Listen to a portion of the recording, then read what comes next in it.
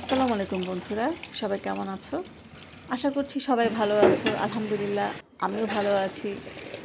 যদিও বা প্রচণ্ড গরম পড়েছে, কিন্তু এই গরমে কোনো কিছুই থেমেনি।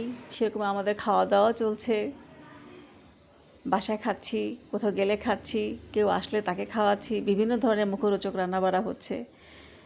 এত সব ভালো ভালো মুখরোচক রান্নাবাড়ার পাশাপাশি আজকে আমি একটা ভাপা ঢেঁড়স তৈরি করেছি এবং আমরা আমাদের পরিবারের সকলকে নিয়ে অনেকগুলো আইটেমের মাঝে এই আইটেমটিও সবচেয়ে বেশি তৃপ্তি সহকারে খেয়েছি বলতে হয়।